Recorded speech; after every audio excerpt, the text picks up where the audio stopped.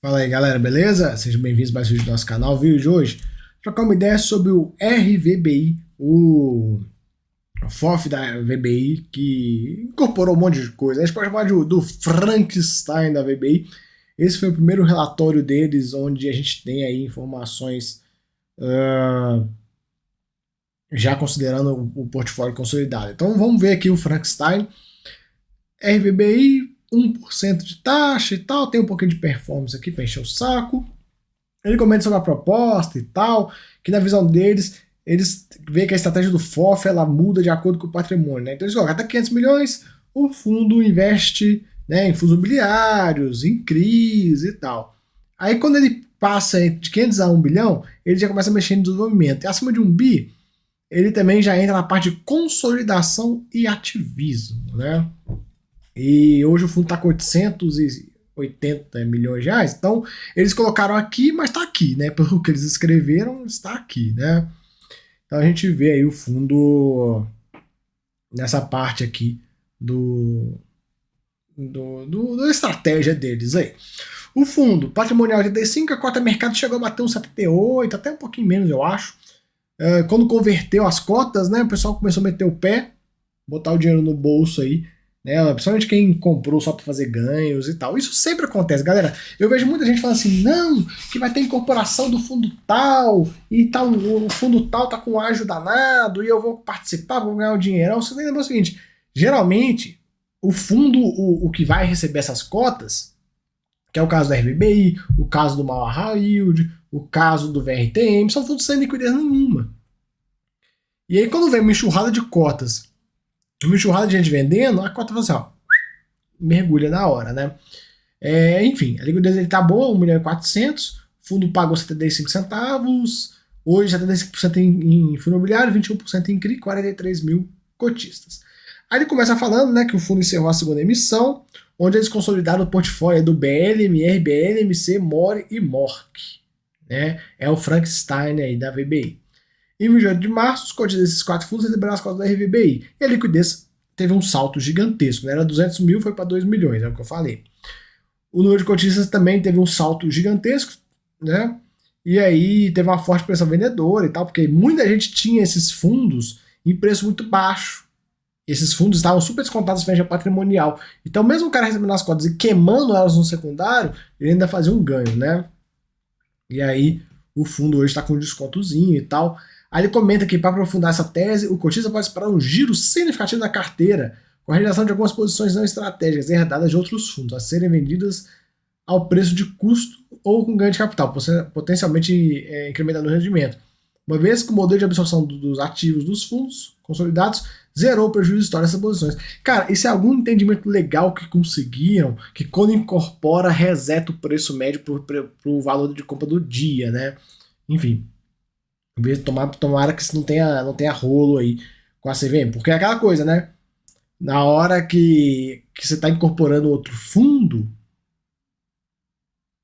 imagina, eu não consigo entender muito bem essa questão, viu, galera? Eu acho que eu sinto cheiro de coisa esquisita. Porque imagina, o fundo foi lá, comprou, né? O fundo que vai estar sendo incorporado comprou um fundo que custava 100 e hoje esse fundo tá 70. Existe um prejuízo aqui de 30 reais, né?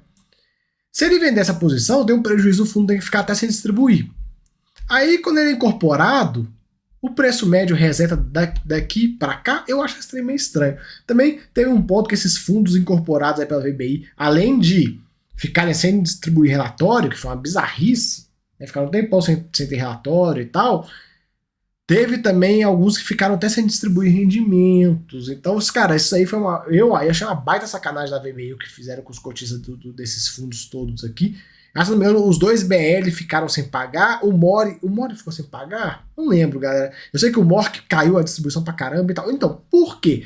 Na minha opinião, começaram a executar um monte de coisa lá dentro para se livrar dos ativos podres para ficar só com os ativos bons. Mas de toda forma, aí ficou sem pagar, ficou sem relatório e tal. Eu achei muito feio por parte da VBI, porque beleza, quer comprar os fundos, comprou as gestoras e tal, legal, uhul. Mas, cara, porra, a partir do momento que você compra uma gestora, aquele cotista que estava lá no fundo, ele é seu cliente. e aí você simplesmente cagar pro cara, não soltar um relatório, não pagar provento e tal, e foda-se, não dá a mínima explicação, pra depois virar pro cara e falar assim, aqui ó, toma uma cota aqui do meu Frankenstein. Não, eu acho que é muito correto, né? Eu acho que ficou meio sem pé nem cabeça, né? O foda, desse rolo todo, o que me deixa mais chateado foi a situação da do Mori e do Mork, né? Porque esses fundos, teve uma assembleia, né? O gestor veio cheio de graça. Não, veja bem, porque nós vamos.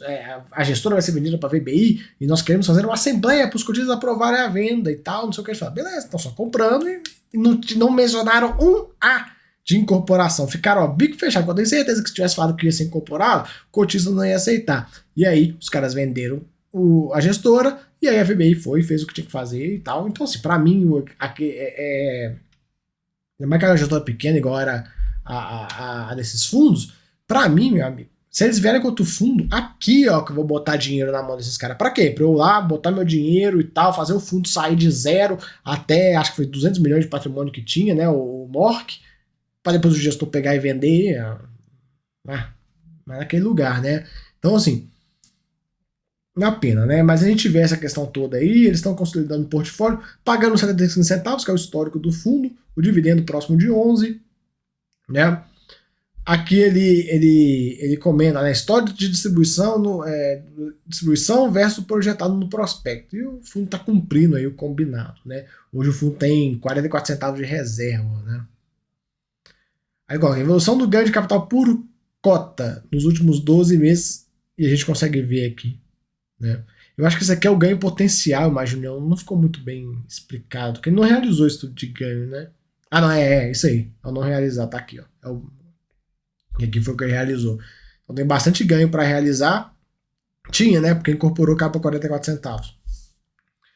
Então ele comenta vendas e compras e tal, o giro, performance do fundo acumulada, ainda ficando aí. Tá acima do IFIX, tá perdendo pro CDI, mas tá nessa janela de tempo aqui. Mas tá beleza. Atribuição de performance aí de cada um dos setores e tal. Legal.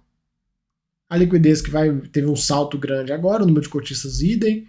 Carteira de ativos, a gente vê os mais variados ativos aí, né? A gente consegue ver. Exposição pro setor. Como eu falei, é um Frankensteinzão, né? Nesse mês, gerou 50 centavos, pagou 75, usou 25 centavos da reserva. E é isso, galera. Então, isso que temos para conversar sobre o RVBI, o Frankenstein da VBI, e a gente vai aguardando ver os próximos passos e tal, o que eles vão fazer, o que eles vão fazer. Tô bem curioso aí para ficar de olho nesse fundo, beleza? Então, valeu aí, até a próxima. Fui!